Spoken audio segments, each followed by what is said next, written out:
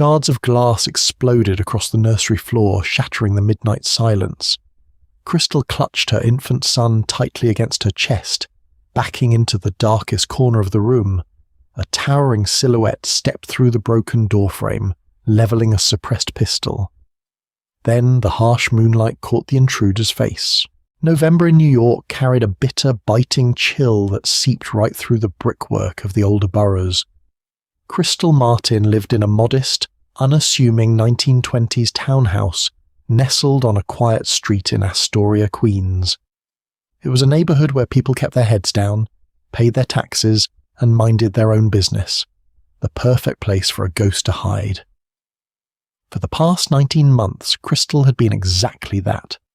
A phantom living entirely off the grid, paying her rent in crisp cash envelopes, working quietly from home as a freelance medical transcriptionist, and looking over her shoulder every time a black SUV idled too long at the corner deli. Tonight, however, the chill in the air felt distinctly more ominous. It was 2:14 a.m. Crystal was sitting in the worn wooden rocking chair in the corner of the nursery, softly humming a lullaby. Her 10-month-old son, Luca, was pressed warmly against her collarbone, his tiny breaths finally evening out after battling a mild fever all evening. He was her entire world, a beautiful, innocent anchor in a life that had otherwise been completely uprooted by terror. As she stroked his thick, raven-black curls, her mind involuntarily drifted back to the life she had desperately left behind across the East River. Before the paranoia became a permanent fixture in her mind, Crystal had been a highly respected trauma nurse at Bellevue Hospital in Manhattan. She had been accustomed to the chaotic symphony of the emergency ward, the frantic rush of gurneys, and the stark realities of life and death. It was in that very hospital, amidst the glaring fluorescent lights, that she had first treated a charming, enigmatic man who claimed to be a high-end real estate developer. He had been charming, intense, and deeply mysterious. She'd fallen in love with him, oblivious to the fact that his real estate empire was actually the most powerful organized crime syndicate on the eastern seaboard. A sharp metallic click snapped Crystal back to the present. The sound was faint, originating from the ground floor, but in the dead silence of the Astoria townhouse, it echoed like a gunshot in her ears. Crystal froze. The rhythmic creaking of the rocking chair halted abruptly. She held her breath, straining to listen over the rhythmic patter of the autumn storm outside. There it was again. A heavy, methodical creak on the hardwood floor near the kitchen. Panic, cold and absolute, flooded her veins. She immediately snapped her gaze toward the hallway where the blue glowing light of her Simply Safe security keypad usually illuminated the wall. It was completely dark. The system had not chimed. The alarms were dead. This was not a random borough burglar looking for loose jewellery or an easy television to pawn. A random thief would have shattered a window and triggered the sensors. Whoever was downstairs had bypassed a state-of-the-art security system without making a sound. Crystal slowly stood up, her bare feet silent against the plush nursery rug. She shifted Luca to her left hip, her right hand blindly reaching for the heavy titanium trauma shears she always kept on the changing table. A lingering habit from her ER days and the only weapon she possessed. She grabbed her smartphone from her pocket, her thumb frantically swiping to dial for help. No service. The upper left corner of the screen displayed a dreadful, empty void where the signal bars should have been. A localized cellular jammer. The realization hit her with the force of a physical blow. The metallic scent of ozone and wet wool began to drift up the staircase, confirming her worst fears. They had found her. After nearly 2 years of running, of hiding in the shadows, her past had finally kicked down her door. Heavy, deliberate footsteps began to ascend the wooden stairs. Each step groaned under the weight of the intruder, the sound deliberate, completely lacking the rushed panic of a common thief. This was a predator taking its time, confident that the prey was trapped. Crystal's heart hammered against her ribs like a trapped bird. She desperately scanned the small nursery. The window was a 2-story drop onto a concrete alleyway, a guaranteed broken leg for her, and fatal for Luca. The closet was a death trap. She had nowhere to run. She retreated to the farthest corner of the room, wedging herself between the heavy oak crib and the wall. She positioned her body to completely shield Luca, raising the sharp titanium shears with a trembling white-knuckled grip. The footsteps halted directly outside the nursery door. Crystal stopped breathing. She squeezed her eyes shut, sending a silent, desperate prayer into the darkness. The brass doorknob slowly, agonizingly turned. Finding the deadbolt engaged, the intruder paused. For 3 agonizing seconds, there was absolute silence. Then the world exploded. A heavy steel-toed boot slammed into the wood near the lock. The doorframe splintered violently, raining shards of painted wood and drywall across the carpet. A second kick shattered the deadbolt entirely, sending the door violently swinging inward until it smashed against the drywall. The cold draft of the hallway swept into the room, bringing with it the unmistakable, terrifying silhouette of a killer. The intruder stepped through the ruined doorway, moving with the terrifying, fluid precision of a highly trained professional. He was clad entirely in black tactical gear, the fabric slick with the night's rain. In his right hand, he held a sleek suppressed Heckler and Koch USP, its barrel scanning the darkness of the room with lethal intent. Beneath the barrel, a high-lumen tactical flashlight flared to life, cutting a blinding white-hot swath through the shadows.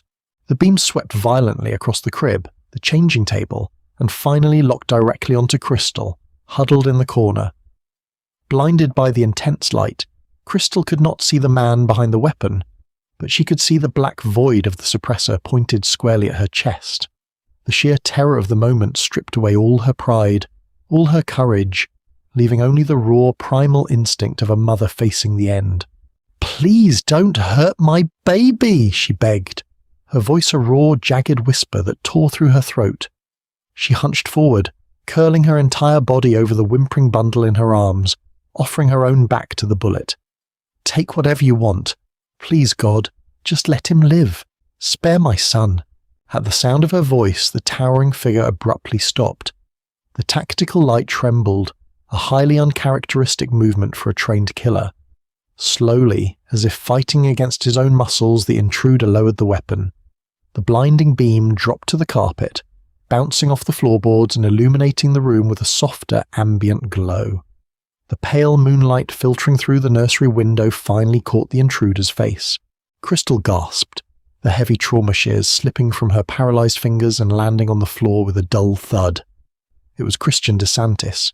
He was the undisputed head of the Santis crime syndicate, the ruthless architect of New York's underworld, and the very man she had sacrificed her entire life to escape. He looked older, harsher than the man she remembered. Dark circles haunted his striking features, and a rough, untamed shadow lined his jaw. The tailored Italian suit she remembered had been replaced by Kevlar and cold steel. Christian stood completely frozen, staring at Crystal as if he were staring at a ghost. In his mind, she was a ghost. 19 months ago, the Coast Guard had dragged Crystal's torn life jacket from the freezing, turbulent waters off the coast of Montauk. The authorities had concluded it was a tragic boating accident. Christian had spent weeks tearing the eastern seaboard apart, utilizing every resource, every corrupt official, and every hitman on his payroll to find her. When they found nothing but wreckage, the ruthless Mafia boss had broken. He had buried an empty casket in a private mausoleum, burying the only sliver of humanity he possessed along with it. Yet here she was, breathing, alive, hiding in a cheap Queen's townhouse. "Crystal," Christian whispered, his voice cracking, entirely stripped of its usual terrifying authority. The Heckler and Koch pistol dangled loosely by his side, entirely forgotten. He took a hesitant, staggering step forward, looking at her as if she were a mirage that would vanish if he blinked. You died in the water. I buried you." "I had to go," Crystal choked out, tears spilling hot and fast down her cheeks. "I heard you that night in the study, Christian. I heard you order the execution of the harbour master. I realized who you truly were. I couldn't stay. Christian's jaw tightened, the immense, overwhelming grief of the past year instantly violently warring with a sudden surge of betrayal. He had mourned her. He had destroyed rival families in a blind rage over her supposed death. But before the anger could fully manifest in his dark eyes, a small, irritable sound shifted the entire atmosphere of the room. Luca, disturbed by the shouting and the sudden light, let out a sharp, demanding cry. Christian's gaze snapped downward. For the first time since kicking down the door, his eyes registered the bundle clutched so desperately to Crystal's chest. He took another step forward, the tactical light on the floor casting long, dramatic shadows against the nursery walls.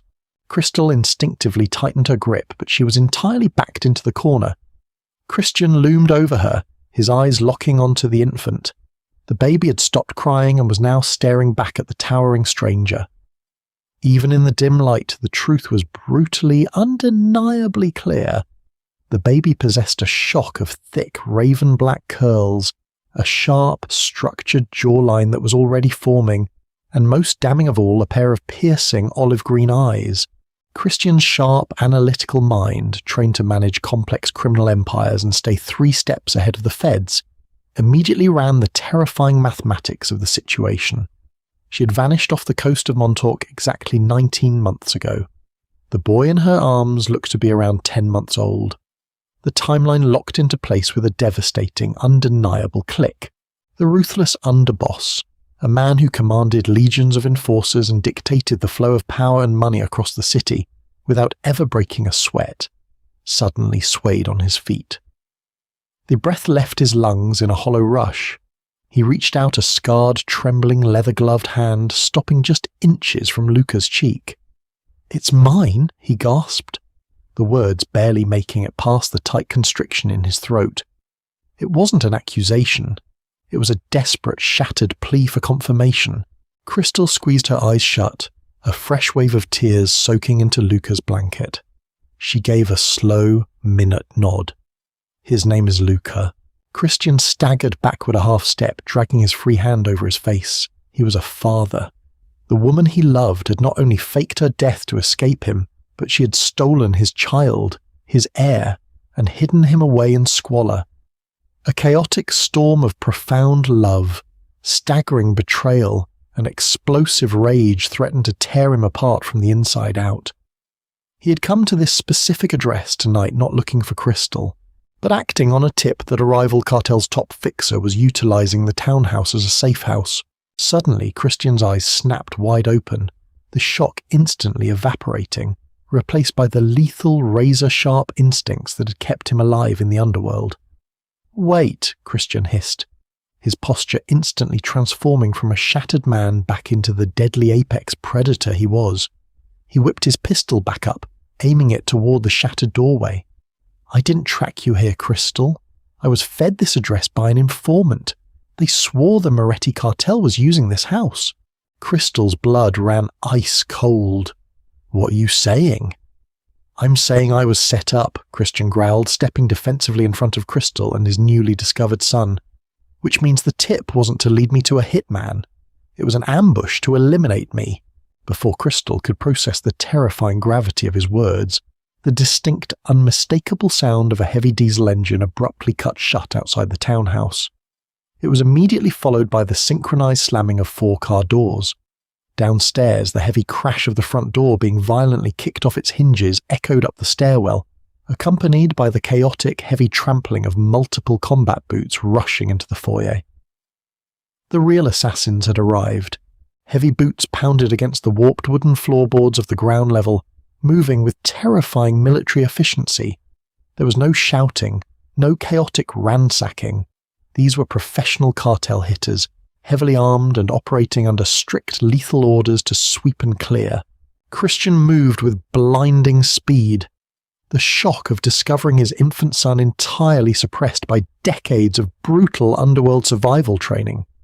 He grabbed Crystal's shoulder, his leather glove gripping her firmly but carefully, and shoved her toward the ensuite bathroom connected to the nursery. "Get in the tub," Christian ordered, his voice a low, gravelly rasp barely audible over the advancing footsteps. "Keep Luca's head down, cover his ears, Do not make a sound, Crystal. No matter what you hear, Crystal did not hesitate. The paralyzing fear that had gripped her moments ago was replaced by a sharp, clinical adrenaline. She scrambled backward into the small vintage clawfoot tub, curling her body over her whimpering son. She pressed her palms firmly over Luca's tiny ears, burying her face into his soft blanket. Christian backed out of the bathroom, pulling the heavy oak door shut until only a narrow 2-inch gap remained. He needed the darkness. He positioned himself in the blind spot behind the ruined nursery doorframe, raising his Heckler & Koch USP. He clicked off the tactical flashlight, plunging the room back into the suffocating, pitch-black shadows of the storm outside. He slowed his breathing, listening to the agonizingly slow creak of the staircase. 3 men. He could distinguish the weight of their steps. 2 were advancing up the stairs in a tight formation, while the 3rd held the perimeter at the bottom landing. The first hitter crossed the threshold of the hallway, a sweeping laser sight cutting through the gloom. Christian didn't wait for the man to acquire a target. He stepped out from the blind spot, extending his arm in a perfect isosceles stance. Pft, pft. The suppressor coughed twice. The heavy .45 caliber round struck the first assassin center mass, bypassing the standard Kevlar vest and hitting the exposed collarbone. The man collapsed backward without a single cry, his assault rifle clattering loudly against the hardwood. The second hitter instantly opened fire, blindly spraying the nursery doorway. Deafening, unsuppressed gunfire shredded the drywall, sending a cloud of pulverized plaster and splinters raining down into the room. Christian dropped to one knee, ignoring the sharp sting of debris slicing his cheek. He calculated the muzzle flash, pivoted, and squeezed the trigger 3 times. The second assassin slumped against the railing, sliding down the stairs in a heavy, lifeless heap. Downstairs, the 3rd man shouted something in frantic Italian into a radio. The element of surprise was gone. More men would be swarming the Astoria townhouse within minutes.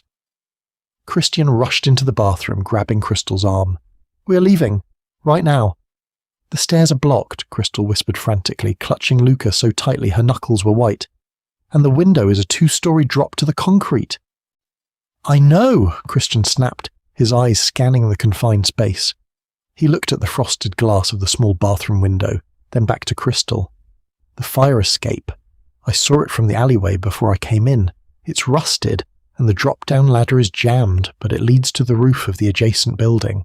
Crystal's medical mind calculated the risk instantly. Slippery metal, a violent storm, and a 10-month-old baby. It was a nightmare, but the alternative was certain death. "Okay," she breathed, nodding sharply. "Okay, let's go." Christian smashed the butt of his pistol against the frosted glass, shattering it outward. The biting November wind howled into the bathroom, bringing a sheet of freezing rain with it. He holstered his weapon, grabbed a heavy bath towel from the rack, and quickly wrapped it around Crystal and the baby to protect them from the jagged glass edges. He climbed through the narrow window first, his boots finding purchase on the ancient, groaning iron of the fire escape. The metal screamed under his weight, severely weakened by decades of New York winters. He reached back through the window, his massive hands gripping Crystal by the waist, effortlessly hauling her and Luca out into the freezing deluge. "Keep your center of gravity low," Christian commanded over the roar of the wind. He positioned himself between Crystal and the drop to the alleyway. "Move up, toward the roof." They ascended the slippery iron grates, Crystal's bare feet freezing against the metal. Luca finally began to scream, terrified by the cold and the deafening noise, but Crystal had no hands free to soothe him. Below them, the back door of the townhouse was violently kicked open. A flashlight beam swept the alleyway, instantly catching Christian's silhouette on the fire escape. "On the iron!" a voice roared from below. Automatic fire erupted from the alley. Sparks showered around them as bullets ricocheted off the brickwork and the iron railings. "Climb!" Christian bellowed. He drew his USP, leaning over the railing and firing precisely into the alley to suppress the shooters. Crystal scrambled onto the flat, tar-paper roof of the neighbouring building, dragging herself over the parapet wall. Christian was right behind her, but as he vaulted over the edge, He let out a sharp, guttural grunt. His body slammed heavily onto the roof beside her, clutching his left flank. "Christian!" Crystal gasped, crawling toward him. "I'm fine. It's a graze," he gritted out, though the dark, spreading stain on his tactical vest told a completely different story. He forced himself to his feet, swaying slightly. "Keep moving. We have to cross to the next rooftop and get down to the street. I have a vehicle parked 3 blocks east." They fled across the interconnected rooftops of Queens, jumping the narrow gaps between the old buildings. The storm provided a desperately needed cloak of invisibility, washing away the blood trailing from Christian's side and masking the sound of their escape. By the time they reached the roof access door of an abandoned commercial building, Crystal's lungs were burning and Christian's face had drained of all colour. They descended the dark, trash-strewn stairwell and spilled out onto a desolate side street. A sleek, armoured Mercedes S-Class sat idling under a broken streetlight, blending perfectly into the shadows. Christian dragged himself to the driver's side, overriding the biometric lock with a bloody thumbprint. "Get in the back," he ordered, his breathing growing dangerously shallow. Crystal dove into the plush leather interior, sheltering Luca from the elements. Christian slammed the car into drive, tearing away from the curb just as a pair of cartel SUVs screeched around the corner behind them. He killed the headlights, navigating the slick, winding streets of Astoria, using night vision dashboard cameras until they merged onto the chaotic anonymity of the Grand Central Parkway. Safety came in the form of a heavily fortified underground medical bunker located beneath an operational meatpacking plant in the Bronx. It was Christian's ultimate failsafe, a location known only to him and his most trusted deceased consigliere. The sterile, blinding white fluorescent lights of the bunker contrasted sharply with the nightmare they had just escaped. Crystal gently laid an exhausted, sleeping Luca onto a pristine medical cot, wrapping him in sterile thermal blankets. She then turned her professional razor-sharp focus to the man bleeding out on the stainless steel examination table. Christian had stripped off his ruined tactical gear. A deep, jagged gunshot wound tore through his left oblique, dangerously close to his kidney. His torso was covered in a terrifying roadmap of scars, testaments to a violent life she had desperately tried to flee. "You need a hospital," Crystal stated, her hands moving instinctively as she gathered betadine, gauze, and a surgical stapler from the bunker's extensive supplies. "The bullet exited, but you're experiencing severe hypovolemic shock. You need whole blood." "No hospitals?" Christian rasped, his head falling back against the metal table. He watched her work, his dark eyes never leaving her face. "You fix me, Crystal. You're the best trauma nurse I've ever known." Crystal swallowed hard, her professional detachment faltering as she looked into the eyes of the man who had both broken her heart and just saved her son's life. She poured the antiseptic directly into the wound. Christian didn't even flinch, though the muscles in his jaw locked tight. "Who were they, Christian?" Crystal asked quietly as she threaded a surgical needle. "Who sent a hit squad to a safe house?" "My own underboss, Dominic," Christian replied, the name dripping with absolute venom. "He was the only one who knew I was following that tip tonight. He wants the syndicate. He used the Moretti cartel as a smokescreen to eliminate me and take the throne." Crystal paused, her bloody gloved hands hovering over his skin. "This never ends, does it? The violence, the betrayal. This is why I ran, Christian. This is why I faked my death in that freezing water. I couldn't let my son grow up in a world where he would eventually take a bullet for a throne built on corpses." Christian fell silent. The raw, unvarnished truth of her words hit him harder than the cartel's bullets.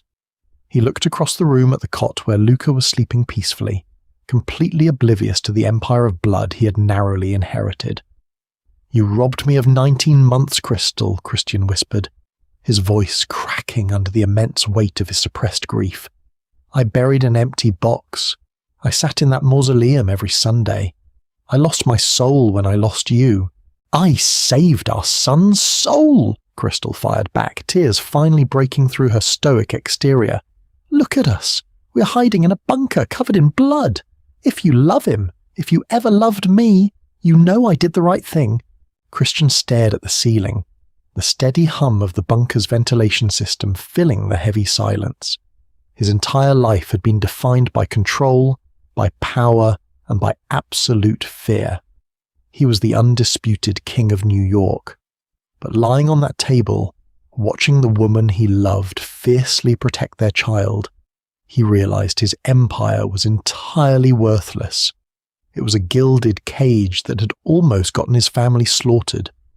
"You're right," Christian finally said, his voice terrifyingly calm. Crystal froze, looking at him in disbelief. "What?"